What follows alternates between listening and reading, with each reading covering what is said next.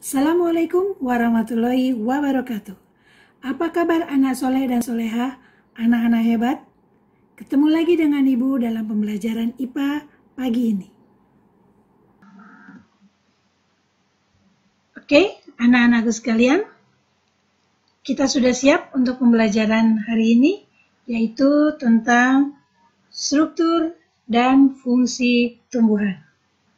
Oke, pernahkah kalian memperhatikan tumbuhan di sekitar tempat tinggal kalian? Tumbuhan memiliki kebutuhan yang sama seperti makhluk hidup. Ya, misalnya nutrisi, bernafas, bergerak, dan mengeluarkan zat dari tubuhnya. Setiap tumbuhan memiliki organ dengan fungsinya masing-masing. Di hari ini kita akan bahas tentang struktur dan fungsi akar, struktur dan fungsi batang, dan yang terakhir adalah struktur dan fungsi daun. Oke, pembahasan pertama mengenai struktur dan fungsi akar. Oh iya, sebelumnya kalian juga harus tahu apa maksud dari tujuan pembelajaran ini, yaitu kita harapkan setelah mempelajari materi ini, kalian mampu mendeskripsikan hubungan antara struktur jaringan tumbuhan dan fungsinya. 2. Menganalisis hubungan antara struktur jaringan tumbuhan dan fungsinya. 3. Menggambarkan struktur jaringan pada tumbuhan berdasarkan pengamatan secara mikroskopis atau secara mikroskop. Dan yang terakhir adalah manfaat dan teknologi yang terilhami oleh struktur jaringan tumbuhan. Oke, yang pertama, struktur dan fungsi akar. Kita akan bahas bagian-bagian akar. Ya, secara struktur morfologi akar atau bagian luar akar, kalian akan bisa lihat di gambar ini, yaitu adanya bagian leher akar, terus ada batang akar yang besar, kemudian cabang-cabang akar. Di cabang-cabang akar akan tumbuh lagi serabut akar. Nanti bagian ujung ada serabut-serabut yang lebih tipis lagi, disebut juga dengan rambut akar. Terakhir di paling ujung adalah ujung akar, dan yang menutupi ujung akar ada namanya tudung akar. Fungsinya untuk melindungi ujung akar menembus lapisan tanah.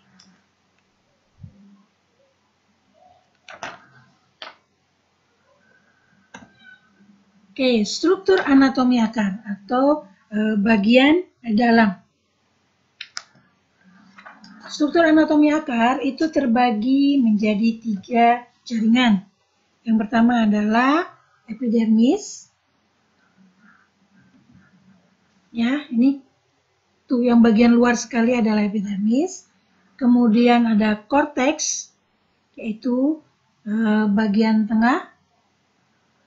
Terus yang terakhir, yang paling tengah sekali adalah silinder pusat atau biasanya disebut dengan kambium.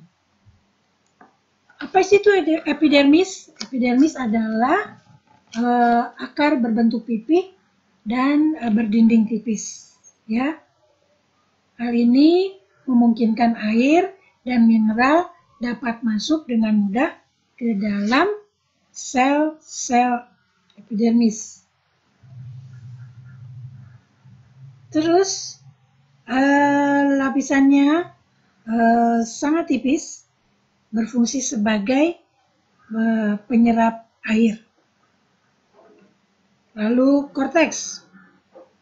Korteks itu merupakan daerah antara epidermis dengan silinder pusat.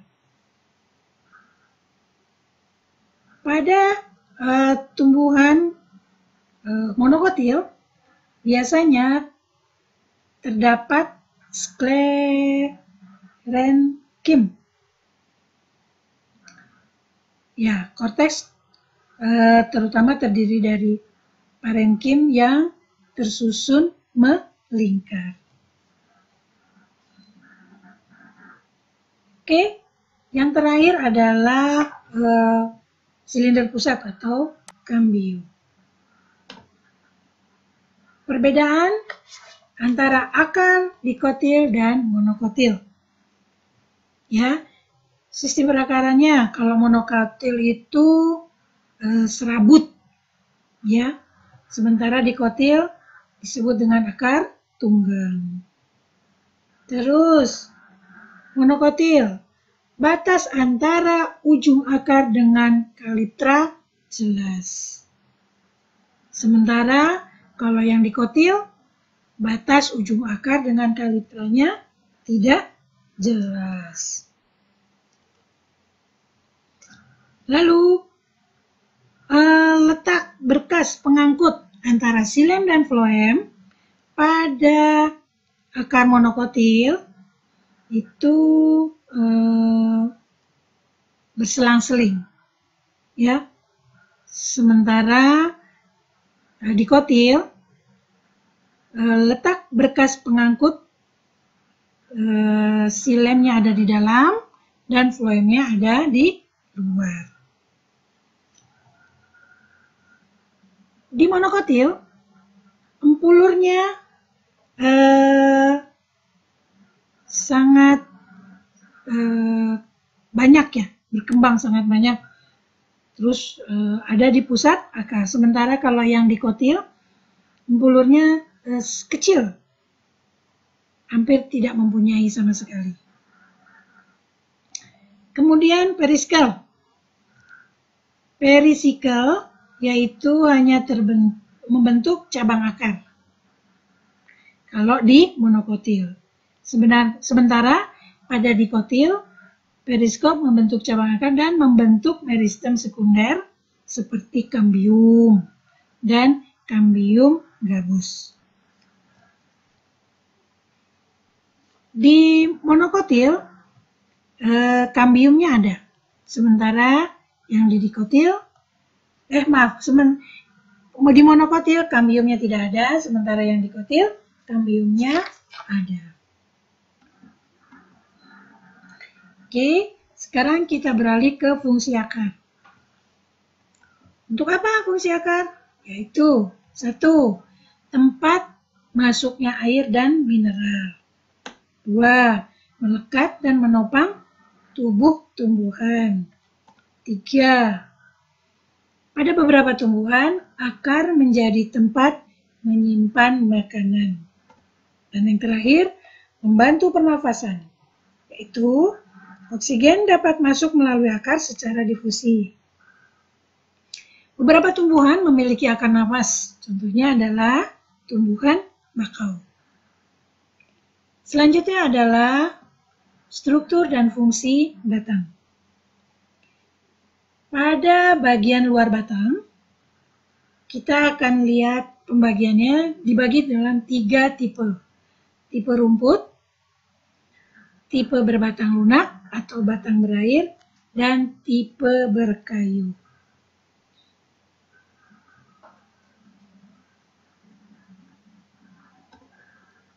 Pada permukaan batang berkayu, terdapat lentisel yang berfungsi sebagai tempat keluar masuknya gas pada tumbuhan.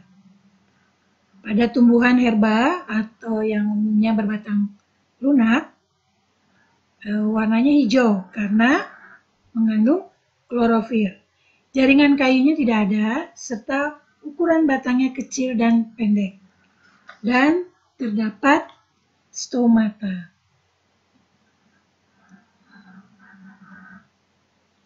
Sekarang kita bahas tentang struktur anatomis batang. Ya, bagian dalam batang yang dilihat secara mikroskop. Di sini ada floem, ada silem. Kalian masih ingat floem itu apa, silem itu apa? Kalian cari tahu lagi. Silem itu alat transportasi dari mana ke mana, dan xilem itu alat transportasi dari mana ke mana. Oke.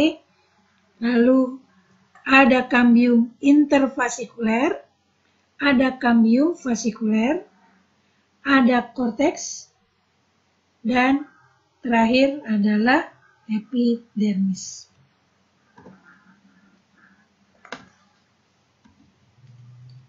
Struktur primer batang, yaitu struktur jaringan yang terbentuk pada awal pertumbuhan batang pada ujung batang.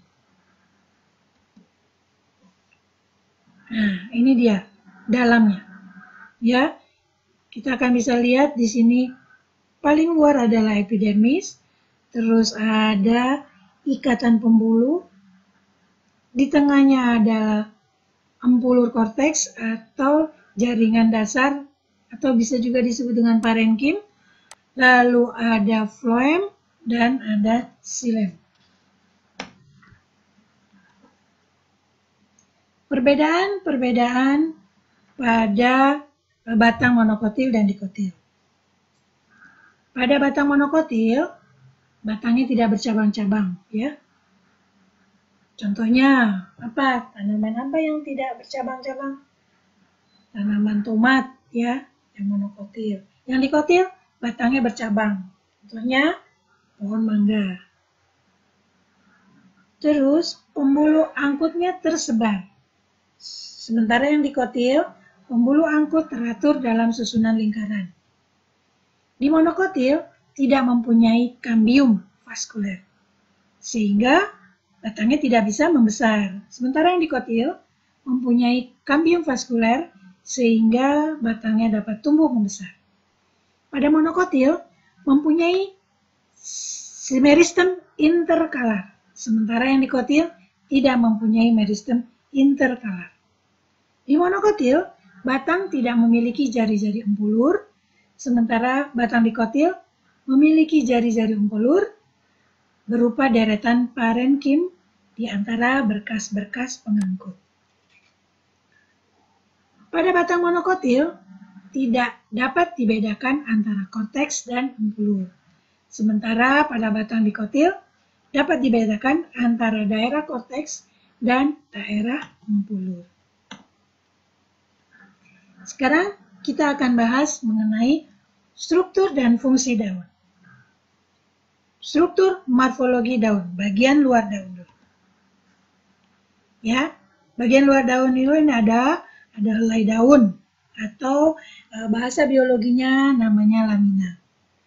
Ada ujung, ada pelepah, ada tangkai atau petiole. Ya. Struktur anatomisnya, bagian dalamnya. Kita lihat secara mikroskopis. Pada bagian atas terdapat kutikula. Lalu di bawah kutikula ada epidermis atas. Kemudian disusun dengan jaringan tiang, terus jaringan bunga karang. Di antara jaringan tiang dan jaringan bunga karang terdapat xilem dan floem, berkas pembuluh angkut. Di bagian bawah terdapat stomata, yaitu tempat keluar masuknya oksigen dan karbon. Fungsi daun. Fungsi daun untuk apa aja? Ya, fungsi utamanya sebagai tempat fotosintesis. Daun juga menjadi tempat pertukaran gas yang terjadi di stomata. Stomata di daun berfungsi juga untuk membuang kelebihan melalui proses transpirasi. Kita bandingkan bentuk-bentuk daun pada tumbuhan monokotil dan tumbuhan dikotil. Pada tumbuhan monokotil, daunnya, tulang-tulang daunnya itu adalah melengkung atau sejajar. Contohnya pada tanaman padi, jagung, ya. Sementara pada tumbuhan dikotil, tulang-tulang daunnya menyirip dan ada juga yang menjari. Contohnya pada singkong. Yang menyirip itu pada tanaman mangga. Oke, sekian saja penjelasan mengenai struktur akar, batang, dan daun. Semoga bermanfaat.